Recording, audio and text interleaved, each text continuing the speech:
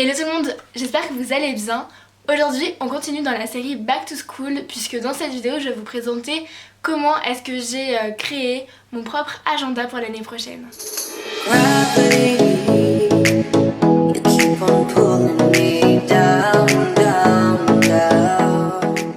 Je rentre en seconde et pour cette année je n'avais pas envie de prendre un agenda basique, j'avais vraiment envie de le faire moi-même pour en fait noter toutes les choses dont j'avais besoin et retirer toutes celles dont je n'avais pas besoin dans un agenda classique. Et donc oui, c'est un peu plus de boulot, mais en fait ça m'a fait plaisir de le faire pendant ces vacances. Du coup je vais vous présenter un petit peu comment je l'ai réalisé, si ça peut vous donner des inspirations pour vous. Donc c'est un carnet que j'ai acheté dans la boutique de Sophie Fergiani qu'elle a à Marseille. Je crois pas qu'on peut retrouver ses articles sur internet, mais n'hésitez pas à aller voir quand même, donc voilà. Mais en fait quand j'étais à Marseille, j'ai pu aller dans sa boutique et je suis tombée fan de ce petit carnet comme ceci et je me suis dit qu'il serait parfait pour mon agenda. Et en fait à l'intérieur c'est un petit peu particulier puisque il y a tout d'abord une petite partie blanche et après c'est des petits points comme dans un bullet journal. Au début je me disais c'est un peu bizarre et tout et finalement j'ai pu bien m'adapter à ce petit fonctionnement et trouver voilà une bonne utilité à ça. Je me suis rendu compte en le faisant que ce carnet serait trop petit malheureusement pour toute l'année. Il ne peut contenir que 3 mois. C'est pas beaucoup et je suis un petit peu dégoûtée de mon autre aperçu-citaire puisque j'ai vraiment fait plein de pages. Je vais vous montrer toutes les idées de pages que vous pouvez refaire pour votre bullet journal, mais donc, et donc pour votre agenda ou bullet journal, bref voilà. Et en fait donc il est un petit peu trop petit, du coup il est trop petit, je suis un peu dégoûtée. Donc j'ai pu faire que le mois de septembre, octobre et novembre. Et c'est tout, après j'ai plus de place. Du coup j'ai acheté un autre bullet journal que vous pouvez retrouver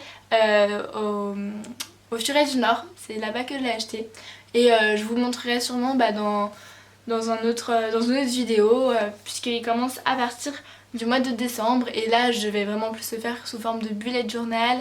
Et voilà, vous allez voir. Alors que là c'est vraiment plus sous forme d'un agenda mais avec des pages qui ressemblent au bullet journal.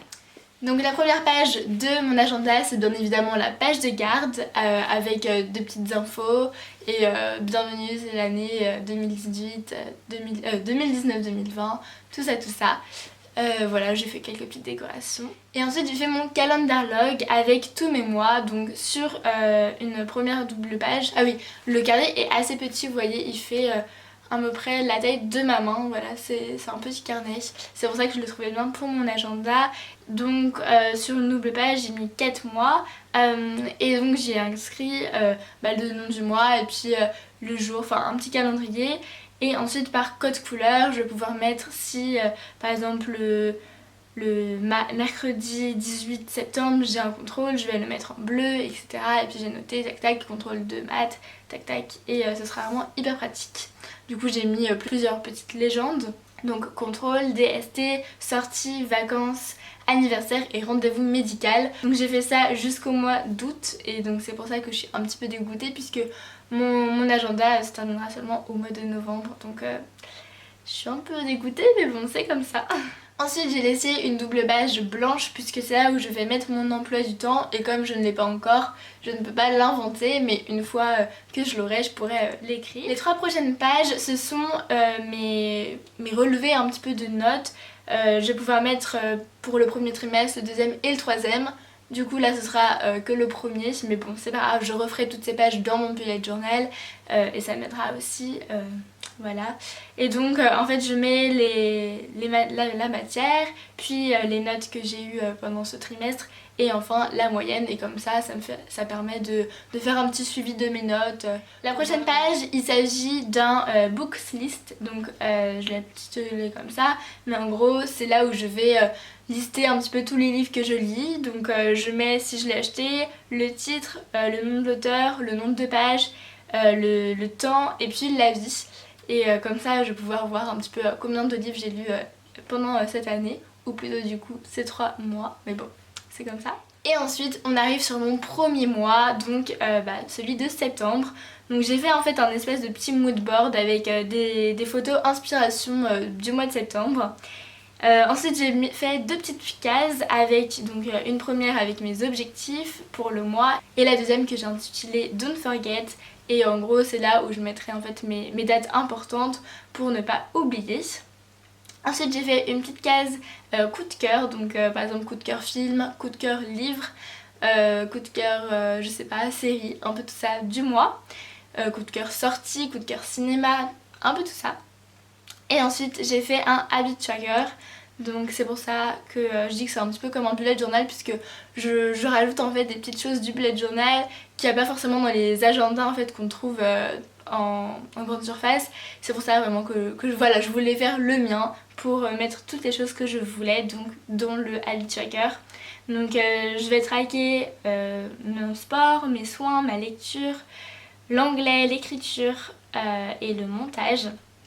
Donc ça c'est tout ce que je vais faire pour chaque mois, et en fait dès que je ferai une de ces activités, j'aurai plus qu'à la colorier et je verrai si pendant tout le mois je l'aurai bien suivi ou pas. Et j'ai également fait un autre tracker, donc c'est le sleep tracker. C'est pour en fait voir un petit peu mon heure de sommeil, si je dors plutôt bien ou pas. Et donc à chaque fois, par exemple pour le premier, je mets à quelle heure je m'endors et je trace un trait de stabilo, un trait de surligneur jusqu'à l'heure où je me réveille pour voir un petit peu. Voilà, j'espère que vous avez compris. Sur la page d'à côté, pour l'instant elle est libre, mais je pense y mettre une petite citation ou d'autres petites photos. Et ensuite on arrive à mes pages en fait du mois. Donc pour le 1er, 2e et 3e septembre, je l'ai fait sur la même page puisque je n'ai pas encore cours et donc j'ai pas besoin de beaucoup de place. Mais par contre le 4 septembre je commence réellement l'école et j'aurai vraiment des devoirs. Donc ce que j'ai fait pour cet agenda, c'est que j'ai un peu suivi comme un agenda normal pour le coup. Je fais une page par jour et donc ça va vraiment être pratique je pense, puisque je pourrais y noter plein de choses. Donc par exemple pour la page on va dire du lundi 9 septembre, je vais vous montrer celle-là puisque c'est comme ça qu'en fait elles se réaliseront. Donc j'ai noté d'abord donc lundi 9 septembre, puis 3 petits bonhommes sont dessinés, entre guillemets 3 smileys, notamment un bof bof et un pas content, et en fait chaque jour donc j'aurai à remplir ça, donc je surlignerai, je colorierai en fait selon mon humeur le smiley qui correspond à ça. Et ensuite en dessous j'ai fait un petit truc study log, donc ça veut dire que dans cette petite case je mettrai combien de temps je travaille en plus de l'école, donc combien de temps j'aurais fait mes devoirs, si c'est une demi-heure, 1h15 minutes, 2 heures, et donc je mettrai ça ici dans cette petite case. Vous pouvez voir que sur la page j'ai écrit to do, exam et notes. Donc la première partie donc c'est to do, donc c'est une to do list, donc ce sera tous mes devoirs que je devrais faire, je les noterai ici. Ensuite les examens, donc tout ce qui est contrôle, DST, et ensuite notes, donc par exemple ramener de la colle, faire signer des papiers, etc. Donc voilà, donc j'ai fait toutes ces pages jusqu'au jusqu'au 31 septembre. Et après ça recommence pour le mois d'octobre, mais j'ai fait d'abord un autre petit mood board. Donc pour le mois d'octobre je vous montre les petites illustrations, c'est voilà, tout ce qui se rapproche d'Halloween, du mois d'octobre, l'automne, tout ça. Et puis ensuite pour le mois de novembre c'est pareil, j'ai aussi fait des petites inspirations automne avec des feuilles, des citrouilles, des livres. Et en fait, ah oui aussi, à chaque fin de mois je fais une double page pour mes memories.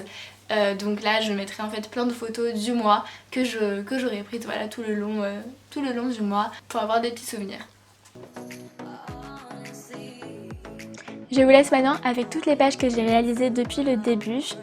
Et n'hésitez pas à screener, à prendre des captures d'écran pour pouvoir vous souvenir des pages et les réaliser dans votre agenda, dans votre bullet journal.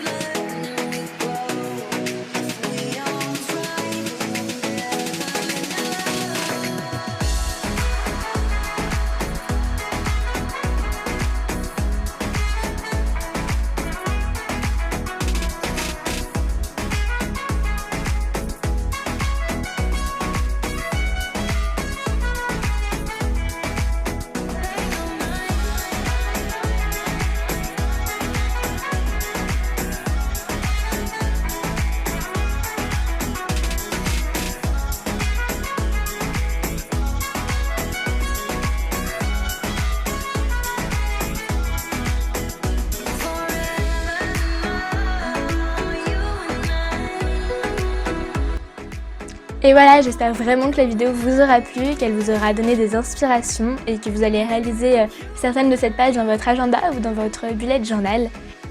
Si la vidéo vous a plu, n'hésitez pas à la liker et à me laisser un petit commentaire. Et n'hésitez surtout pas à vous abonner pour suivre d'autres de mes vidéos. Moi je vous embrasse et je vous dis à la prochaine. Bye!